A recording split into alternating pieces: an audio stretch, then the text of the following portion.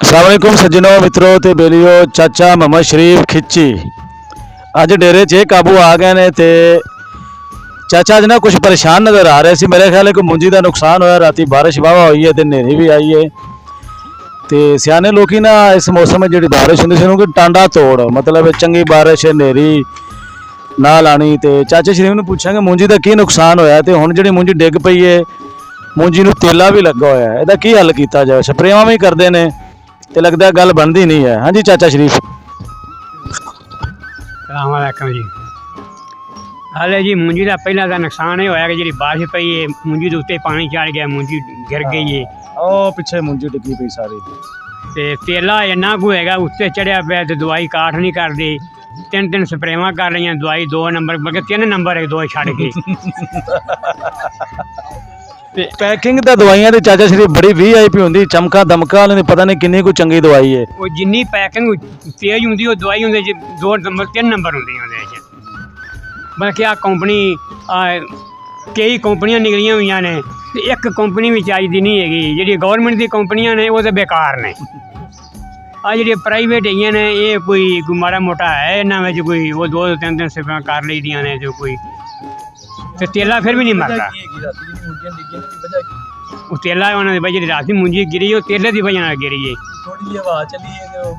हालांकि इन्नी हवा नाल मुंजी नहीं सी डिगनी चाहिए थी, जी डिग्गी उन्होंने उत्थे पानी चढ़ गया।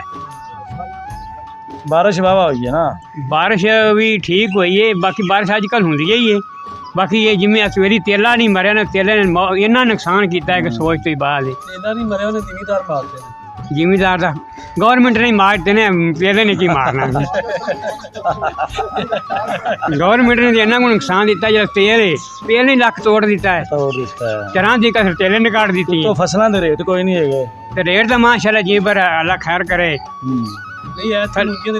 नहीं होने, नहीं रेट होने, गवर्नमेंट एवं तो नहीं है, उन्हें असं खरीदते नहीं है। जिमें कनक की वारी उन्हें आखा जी साड़ी लोड़ ही कोनी हैगी, इस तरह मुंजी की उन्होंने लोड़ नहीं हैगी। कोई डुब गए हैं, कोई तेला लै गया है, इस वास्ते ना अल्लाह खैर है कि कोई सलाह भी लगे गए ने। 2 दफा सानू नाके ने मार दी थी पानी की। लो जी ओ मेरे वीर भरा जिहड़े फसलों की दवाइयां का काम करते हैं। लो जी ओ मेरे वीर भरा जिहड़े फसलों की दवाइयां का काम करते हैं या जिन्हों के डिस्ट्रीब्यूटर बनाए हुए हैं दुकाना, इस बारे ख्याल करो कि चाचा जी शरीफ खिची साहब ये फरमा रहे हैं कि दवाइयां 2 नंबर ने, पैकिंग बड़ी VIP होंदी है, लश पश करती है।